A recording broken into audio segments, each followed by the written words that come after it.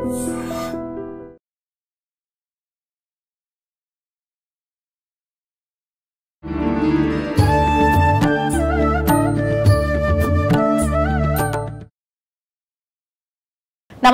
Welcome to I dream. ధర్మ మార్గం with Vijitha కార్యక్రమానికి స్వాగతం. కార్తీక మాసంలో వచ్చే ఈ పౌర్ణమి చాలా విశేషమైనది. కార్తీక పౌర్ణమిగా మనందరం పిలుచుకుంటాం. అయితే కార్తీక పౌర్ణమి అనగానే మనందరికీ గుర్తొచ్చేది 365 ఒత్తులు వెలిగించటం అని. అయితే ద్వాదశి రోజు చేయాల్సిన ఏదైతే తులసి కళ్యాణం ఉందో చాలా మంది ఈ రోజున జరుపుకుంటూ ఉంటారు. చాలా మంది పిండి దీపాలని చెప్పి, ఉసిరికాయ దీపాలని చెప్పి, నదీ స్నానాలని చెప్పి, నదిలో దీపాలు వదలటం అని చెప్పి రకరకాలుగా ఆ రోజుని విధి విధానాలు ఆచరిస్తూ ఉంటారు. ఇంకొక ప్రత్యేకమైన విశేషం కార్తీక పౌర్ణమి రోజు జ్వాలా తోరణం అని చెప్పి కూడా ఆలయాల్లో జరుపుతూ ఉంటారు. అసలు ఏంటి జ్వాలా తోరణం? నిజంగా కార్తీక పౌర్ణమి మనం ఆచరిస్తున్న విధానాలన్నీ కరెక్ట్ గానే ఆచరిస్తున్నామా, ఇంకేమైనా ఉన్నాయా? ఇలాంటి మరిన్ని విషయాలు ఇప్పుడు గురుగారితో మాట్లాడి తెలుసుకుందాం. ప్రస్తుతం నాతో పాటు ఉన్నారు ప్రముఖ జ్యోతిష పండితులు నందిబట్ల శ్రీహరి శర్మ గారు. ఇప్పుడు వారితో మాట్లాడదాం. నమస్కారం గురుగారు.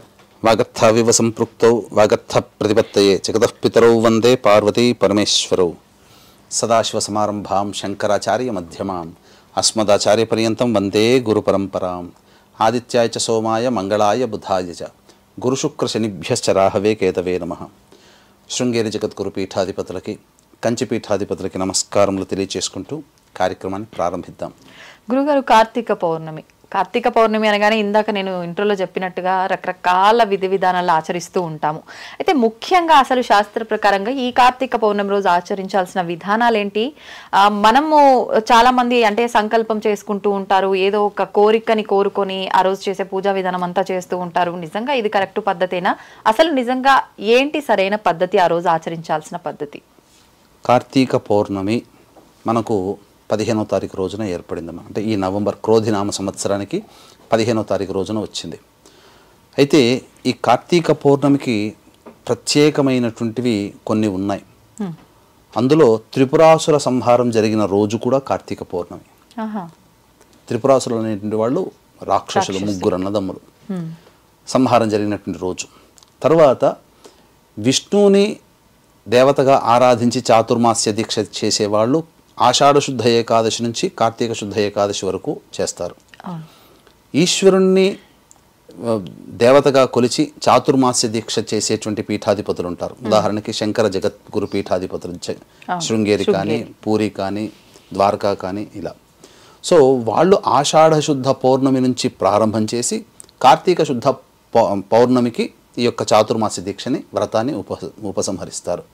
అయితే మనకు పౌర్ణమిలు అనేటువంటివి ప్రతి నెల వస్తుంది. ప్రతి నెల కూడా ఒక్కొక్క విశేషమే. కానీ ఈ యొక్క కార్తీక మాసానికి పౌర్ణమికి చాలా విశేషం ఏంటంటే, దీపావళిలో సందర్భంగా మనం ఆశ్వీజ అమావాస్యకి ఎలా అయితే చేసుకుంటామో కార్తీక పౌర్ణమి కూడా దీపావళి పండుగలాగా జరుపుకుంటాం. అందుకనే ఇది అనాదిగా వస్తున్న ఆచారం కాబట్టి ఇప్పటికీ కూడా భారతదేశం అంతటా కూడా అనేక ప్రాంతాలలో దీపావళి నాడు వెలిగించినటువంటి పటాకుల యొక్క ఉత్సవం మళ్ళీ కార్తీక పౌర్ణమి రోజున కూడా చేస్తారు. పౌర్ణమి వరకు చేసే వాళ్ళు ఉంటారు, పౌర్ణమి రోజున కూడా పటాకులు కాలుస్తారు. ఇది అయితే సాధారణంగా ఈ కార్తీక పౌర్ణమి రోజున మనకు ఈ శాస్త్ర ప్రమాణాన్ని అనుసరించి మనకు చెప్పబడ్డటువంటి నియమం ఏమిటి అంటే, ఈ పౌర్ణమి రోజు సంధ్యా సమయంలో తులసి చెట్టు దగ్గర చక్కగా ఆవు పేడతో అలికి అక్కడ ఆవు నేతితో దీపారాధన చేసి, అక్కడ దీపారాధన ఆ స్వామి దగ్గర, ఆ తులసి చెట్టు దగ్గర 720 ఒత్తులు 720 ఒత్తులు వెలిగించని శాస్త్రం. ఎందుకని 720? శాస్త్ర ప్రకారం అంత చెప్పబడి ఉందమ్మా. 720 ఒత్తులని, ఆంతర్యం ఏమీ లేదు. అక్కడ ప్రధానంగా 720 ఒత్తుల్ని మనం వెలిగించాలంటే మనకు తెలిసినటువంటిది 360 కదమ్మా. 360 + 360 ఎంత? 720. అంటే ఏంటి అంటే ఇందులో నాకు తోచినట్టుగా అంతర్యం చెబుతాను. ఒకటి, శివకేశవులకి భేదం లేదు కాబట్టి శివుడి కోసం 360 ఒత్తులు, కేశవుడి కోసం 360 ఒత్తులు, మొత్తం కలిపితే 720. ఆ విధంగా చేసుకోవచ్చు. ఆ విధమైనటువంటి భావనతో ప్రత్యేకించి నిండు పున్నమి రోజున ఆ విధంగా చేయాలి. కార్తీక పౌర్ణమి రోజున ఇప్పుడు ఈ 365 ఒత్తులు కూడా అంటే ఇంటికి ఒకటి వెలిగిస్తే సరిపోతుందా, లేదు మీరు చెప్పినట్టుగా 700 చిల్లర ఏదైతే ఉందో అదొక్కటి వెలిగిస్తే సరిపోతుందా? చాలా మంది ఎంతమంది వ్యక్తులు ఉన్నారో ఇంట్లో అంతమందికి ఒక్కొక్కరికి ఒక్కొక్క కట్టలాగా చేసి వెలిగిస్తూ ఉంటారు. ఇది కరెక్టే పద్ధతేనా? ఇది ఈ మధ్య ప్రాచుర్యంలోకి వచ్చింది. కానీ ఒకప్పుడు ఏ స్త్రీమూర్తి అయినా కానీ కుటుంబ క్షేమాన్ని అనుసరించి దీపారాధన చేసేది 360 వత్తులు. ఆ విధంగా 720 ఒత్తులు చేసుకుంటే చాలా మంచిది. రెండు చేస్తే చాలమ్మా. అయితే ఎందుకు కూడా ఇది చెప్పారనంటే సంవత్సరం అంతా కూడాను దీపారాధన చేసిన ఫలితం దక్కాలంటే ఈ కార్తీక పౌర్ణమి రోజునే 365 ఒత్తులు వెలిగించాలి. ఆ విధంగా తులసి చెట్టు దగ్గర కానీ చాలా మంది ఆలయంలో వెలిగిస్తారు. సో ఇక్కడ వెలిగించి అక్కడ దేవాలయంలో వెలిగించండి. తులసి చెట్టు దగ్గర ఇంట్లో తులసి చెట్టు లేని ఇల్లు ఉంటుంది కదా, ఉండదు కదా, అక్కడ తులసి చెట్టు దగ్గర వెలిగించండి, దేవాలయంలో వెలిగించండి. మొత్తం కలిపిన 720 కదమ్మా. ఇక కార్తీక పౌర్ణమికి సంబంధించి చూసుకున్నట్లయితే గాథ ఇది త్రిపురాసుర సంహారం జరిగినటువంటిది. అంటే పూర్వము ముగ్గురు అన్నదమ్ములు, ఈ ముగ్గురు అన్నదమ్ములు రాక్షసులు గొప్ప బలవత్ సంపన్నులు. వాళ్ళు ఎటువంటి వాళ్ళనంటే ఈశ్వరారాధన గొప్పగా చేసేవాళ్ళు. ప్రతిరోజు 100 కమలములు, తామర పుష్పాలు 1000, 100 కాదు 1000 తామర పుష్పాలతో ఈశ్వరుని అర్చన చేశారు. ఈ అర్చన చేసినటువంటి ఫలితంగా వాళ్ళకి గొప్ప శక్తులు అనేటువంటివి కలిగాయి. వాళ్ళు అజేయులయ్యారు. కానీ శివుణ్ణి ప్రసన్నం చేసుకోవాలి అనే ఉద్దేశము కాబోలు, లేదా ఇంకా ప్రత్యేకమైనటువంటి ఆరాధనలో ప్రతిరోజు 1000కి తక్కువ కాకుండా ఈ కమలాలు అనగా తామర పుష్పాలతో ముగ్గురు అన్నదమ్ములు ఈశ్వరుని ఆరాధన చేసేవాళ్ళు. అయితే ఒకరోజు ఏమైపోయిందంటే వాళ్ళకి ఒక పుష్పం తక్కువగా వచ్చింది. ఒకరోజు ఆ రోజు వచ్చినప్పుడు ఏం జరిగింది, ఆ రోజున వాళ్ళ ఒక్కొక్క కన్ను వాళ్ళు పెట్టి పూజ చేశారు. పుష్పానికి బదులు వాళ్ళ కన్నుని. మళ్ళీ రెండవ రోజు కూడా ఆ విధంగా వచ్చేసేసరికి మళ్ళీ రెండవ కన్నుతో ఆ విధంగా స్వామికి అర్పించారు. ఇప్పుడు ఇదంతా రాక్షసత్వం అనుకోవాలా, లేదంటే ఆయన మీద భక్తితో తగ్గకూడదు అని? ఈశ్వరుడికి అంతకన్నా మించినటువంటి వాడు లేడు అని మూఢభక్తి, అంతే తప్ప. అంతే ఈ భక్తి పార్వశ్యంలో తనని తాను అర్పించుకున్న అఘోరాలకి ఏంటి, ఏది కూడా సమానమే. స్త్రీ సమానమే, పురుషుడు సమానమే, బాలిక సమానమే, బాలుడు సమానమే. ఏ పదార్థమైనా సమానంగానే భుజిస్తా. అంటే ఈశ్వర తత్వంలోకి వెళ్ళినటువంటి వాళ్ళు ఈ సృష్టి అంతా ఈశ్వర ప్రసాదమే అనే భావన చెందిపోతారు కదా. అలాంటి భావన వచ్చిన వాళ్ళే ఇలాంటి విపరీతమైనటువంటి త్యాగాలకు సిద్ధపడతారు. గురుగారు, ఒక చిన్న సందేహం. మామూలుగా ఈశ్వరుణ్ణి బిల్వ పత్రాలతో అర్చిస్తే చాలా మంచి ఫలితం అంటారు కదా, ఈ కమలాలతో అర్చించడం వల్ల ఎటువంటి ఫలితం? ఈ కమలాలతో అర్చించినటువంటి ఫలితం వల్ల రాజ్యము కలుగుతుంది. రాజ్యకాంక్షతో ఉన్నటువంటి వాళ్ళు తామర పుష్పాలతో చేయాలి. ఈ విధంగా ఒక రోజు ఈ విధంగా ఒకటి తక్కువ కావడం ఒక కన్ను, రెండవ రోజు తక్కువ కావడం రెండవ కన్ను, మూడవ రోజు కూడా తక్కువ అయ్యేసరికి వాళ్ళ శిరస్సుల్ని అర్పించేసేసారు. అర్పించడంతో ఇంత గొప్ప భక్తుల వీళ్ళు అని చెప్పి ఆ ఈశ్వరుడు ప్రసన్నమై మళ్ళీ వాళ్ళకి తిరిగి పునర్జీవితం చేసి, ఇంత గొప్ప పని చేశారు మీరు, ఇంత భక్తి మీకు ఉన్నది, ఏం వరం కావాలి కోరుకోనంటే, మాకు అసలు ఎదురే ఉండకూడదు, మేము ఎక్కడికి పోయినా మాకు విజయం కలగాలి, తర్వాత మాకు చావు ఉండకూడదు అని చెప్పారు. అన్న తర్వాత మొదటిదైతే ఇవ్వగలుగుతాను కానీ రెండవదైతే అసాధ్యము, ఎవరికైనా పుట్టుక మరణం ఉంటుంది, ఇంకేదైనా దీని పరంగా అడుగునేనంటే అప్పుడు మాకు 3 పురాలు కావాలి. ఆ 3 పురాలు కూడా ఎప్పుడు కూడా ఎక్కడికైనా సంచరించినా అక్కడ మాకు విజయం కలగాలి. ఆ 3 పురాలు 3 రథాలుగా చేసుకున్నారు, 3 రాజ్యాల్ని. ఒకటి బంగారు, ఒకటి వెండి, ఇంకొకటి ఇనుము. వాళ్ళు ఏం కోరుకున్నారంటే ఈ 3 ఒకే కక్షలో ఉన్నప్పుడు ఒకే బాణంతో ఈ 3 పురాలని ధ్వంసం చేస్తే అప్పుడు మాకు మరణం కలగాలి అని చెప్పి వాళ్ళు వరం కోరుకున్నారు. ఇదంతా జరగడానికి ఒక 1000 సంవత్సరాల దాకా పడుతుంది. తథాస్తు అని చెప్పి ఈశ్వరుడు వరాన్ని ఇస్తాడు. అప్పటిదాకా వాళ్ళకి చావు లేదు. అయితే ఈ 3 పురాలు కూడా ఎలా ఉండేవంటే అవి 3 ఒకే కక్షలో రాకూడదు, ఒకే దిశలో రాకూడదు. అందుకని చిందరవందరగా ఉంటూ ఎక్కడ పడితే అక్కడ విజయాన్ని పొందుతూ, ఇప్పుడు త్రికోణాకారంలో ఉందనుకో, ఒకే కక్షలో ఒకే బాణంతో ఒక బాణం ఒకసారి వేడిస్తే రెండింటిని ఛేదిస్తుంది, మూడోది ఇక్కడ ఉంటుంది కదా. అందుకని 3 ఒకే కక్షలో రావాలి. ఇక వీళ్ళకి అడ్డు అదుపు లేకుండా పోవడము, ప్రతి చోట కూడా వీళ్ళు తాపస్సులని, మునులని అందరినీ హింసించడము, ఆడవాళ్ళని హింసించడం, ఇలా చేస్తుంటే ముల్లోకాలు అట్టుడిగిపోయి బ్రహ్మాది దేవతలందరూ కూడా ఈశ్వరుని దగ్గరికి వచ్చారు. వచ్చి వరమిచ్చిన నీవే సంహార మార్గం తెలియచేసావు కాబట్టి ఆ కార్యం నువ్వే చేయాలి స్వామి అని చెప్పి వేడుకుంటే అప్పుడందరూ కూడా నాకు వసతులు కావాలి అని అంటే అప్పుడు భూమి రథంగా మారింది. తర్వాత మందర పర్వతము ధనుస్సుగా మారింది. తర్వాత ఆ ఆదిశేషుడు వింటి నారిగా మారాడు. శాస్త్రాలు గుర్రాలుగా మారాయి. పురాణాలు ఆ గుర్రాల రథచక్రాలుగా మారి ఆ రథచక్రాల్లో మేకులుగా మారాయి. తర్వాత విష్ణువు బాణంగా మారాడు. ఆ తర్వాత ఈ 3 పురాల్ని కూడా ఏకం చెయ్యాలనంటే ఎంతసేపు యుద్ధం చేసినా 1000 సంవత్సరాల వరకు యుద్ధం చేస్తూనే ఉంటాడు ఈశ్వరుడు. కానీ వాళ్ళకి మరణం కలగదు.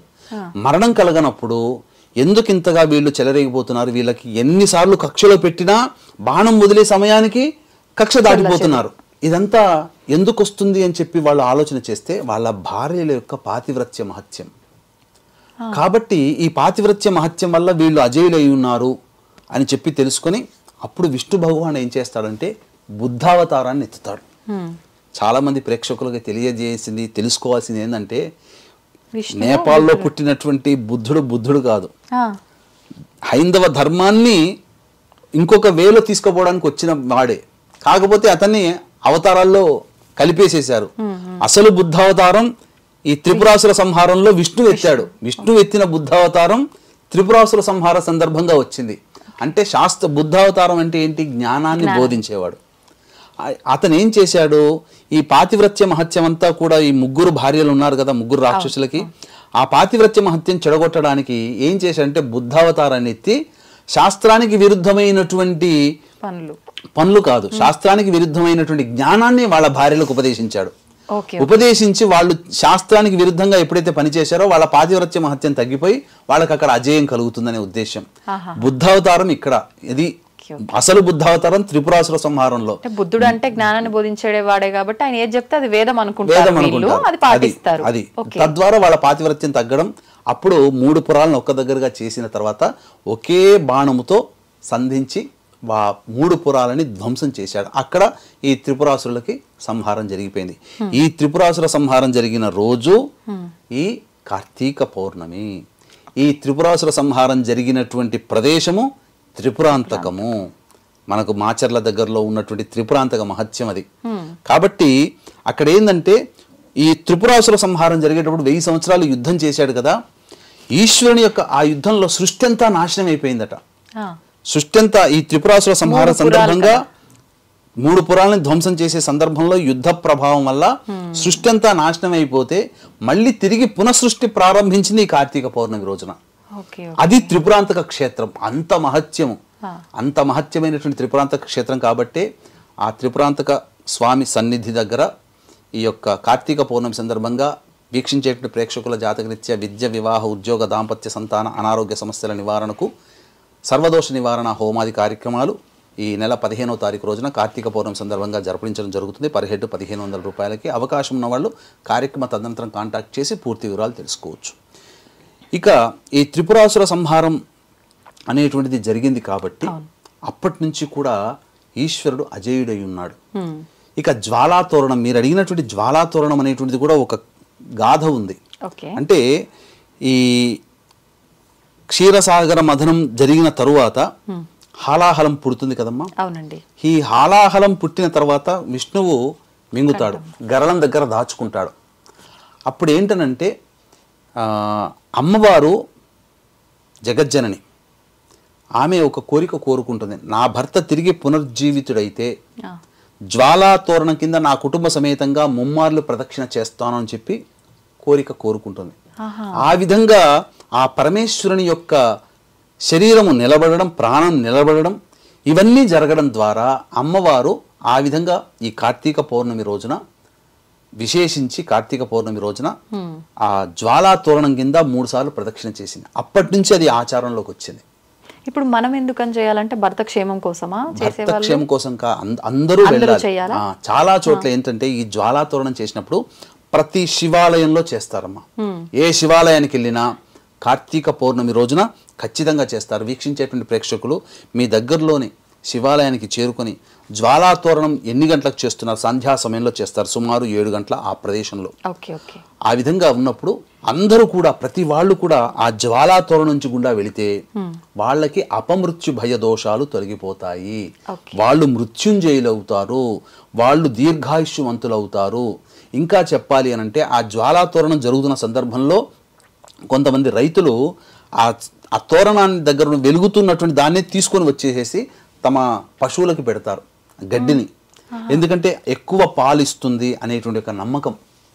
ఆ విధంగా ఆ బూడిదని ఆ ఆ ఉన్నటువంటి పొలంలో చల్లుతారు, ఎక్కువగా పంట వస్తుందనే ఉద్దేశం.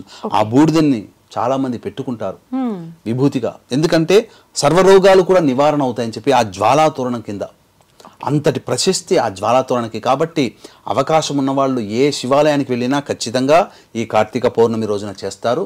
కార్తీక పౌర్ణమి సందర్భంగా ఇక్కడ మనకు అరుణాచల క్షేత్రంలో గొప్పగా ప్రదక్షిణ, ఆ స్వామివారికి దీపారాధన చేస్తారు.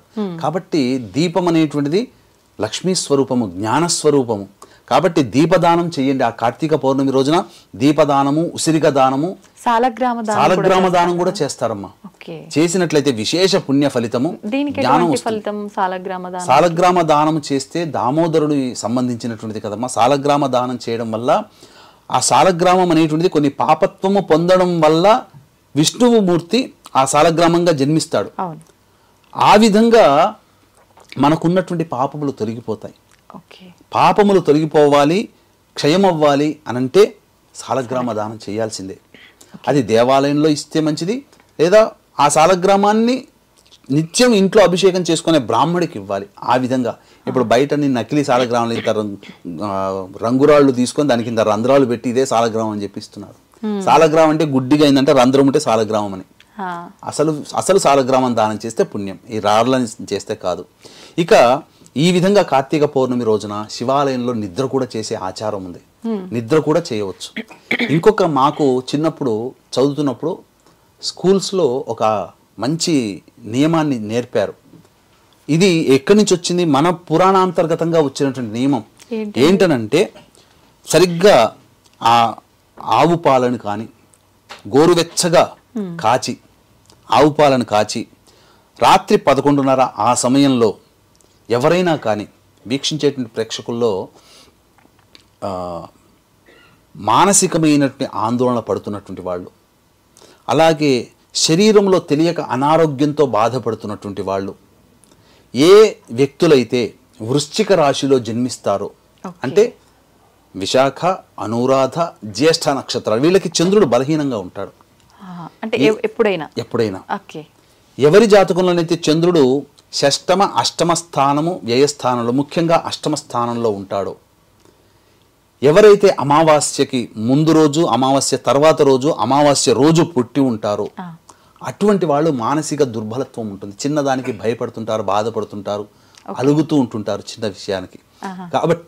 కాబట్టి అటువంటి వాళ్ళు చక్కగా ఈ కార్తీక పౌర్ణమి రోజున చెప్పేటువంటి పరిహారాన్ని పాటించాలి. ఏంటంటే గోరువెచ్చని పాలను తీసుకొని అందులో ఒక గిన్నెలోనైనా కానీ, లేదా ఒక మంచి చెంబులోనైనా కానీ, చివరికి గ్లాసులోనైనా కానీ, ఆ గ్లాసులో పాలు పోసిన తర్వాత అప్పుడు ఈ గ్లాసులో అంటే చంద్రుని యొక్క ప్రతిబింబం ఉంటుంది కదమ్మా, ఆ చంద్రుని ప్రతిబింబాన్ని ఈ గ్లాసు పాలల్లో చూస్తూ శివాయ నమః అనుకుంటూ అయినా కానీ, ఓం సోమేశ్వరాయ నమః అనుకుంటూనైనా కానీ జపం చేసుకుంటూ, ఒక 108 తక్కువ కాకుండా, లేదా కనీసం ఒక 1008 అయినా కానీ మధ్యరాత్రి 11:30 నుంచి 12:30 మధ్య కాలంలో ఆ చంద్రబింబాన్ని చూస్తుంటే, ఆ చంద్రబింబం నుంచి కార్తీక పౌర్ణమికి చాలా వెలుగుతూ ఉంటుంటాడు చంద్రుడు. అందు నుంచి అమృత కిరణాలు ఈ యొక్క పాలల్లో వస్తాయి. ఎందుకంటే చంద్రుని యొక్క అమృత కిరణాలు అనేటువంటిది గ్రహించే శక్తి పాలల్లో ఉంటుంది, ముత్యములో ఉంటుంది. అందుకని సముద్రం ఆటుపోట్లకు గురవుతుంది. సముద్రంలో ముత్యాలు ఉంటాయి కాబట్టి సముద్రం ఆటుపోట్లకు గురవుతుంది, పాలల్లో ఉంటుంది. కాబట్టి ఆ పాలు ఆకర్షించుకుంటాయి. ఆ యొక్క అమృత కిరణాలు పొందినటువంటి ఆ పాలని 12:30 తర్వాత ఎవరైతే తాగుతారో వాళ్ళకి అజేయమైనటువంటి మానసిక సంతోషం కలుగుతుంది. ఈ దౌర్బల్యం తొలగిపోతుంది, మానసిక దౌర్బల్యం తొలగిపోతుంది. ఇలాంటి వాతావరణం మాకు చిన్నప్పుడు స్కూల్స్లో అలవాటు చేశారు. అదే విధానం ఎందుకని చెప్పి తర్వాత పెద్దగా అయిన తర్వాత జ్ఞానం తెలుసుకున్న తర్వాత చేస్తే ఇది మనకు పురాణాంతర్గతమైనటువంటి ఆచారంగా ఉంది. ఇది ఎవరు చేశారు పురాణాల్లో? పురాణాల్లో అందరూ చేసినటువంటి పద్ధతేనమ్మా ఇది. కార్తీక పౌర్ణమి రోజున ఖచ్చితంగా పాలల్లో చంద్రుడిని చూసి, కనీసం చూసైనా తాగుతారు. కానీ ఇది కనీసం ఒక గంట సేపైనా కానీ ఆ చంద్రునిలో ఉంటే అద్భుతం అన్నమాట. ఆ విధంగా ఈ యొక్క కార్తీక పౌర్ణమిని ఆ విధంగా జరుపుకోవాలి. ఇక అభిషేకాలకైతే ఇక కొదువలేదు అభిషేకాలు. ఆ రోజంతా కూడా వ్రతము, మద్య మాంసాలు తీసుకోకూడదు, దాంపత్యం ఉండకూడదు, బ్రహ్మచర్య వ్రతాన్ని ఆచరించాలి. ఇది చాలా గొప్పదైనటువంటి వ్రతంగా చెప్పబడి ఉంది. ఇది ఈ కార్తీక పౌర్ణమి రోజున ఈశ్వర ఆరాధన చేసినటువంటి స్త్రీలకి వైధవ్యం రాదు.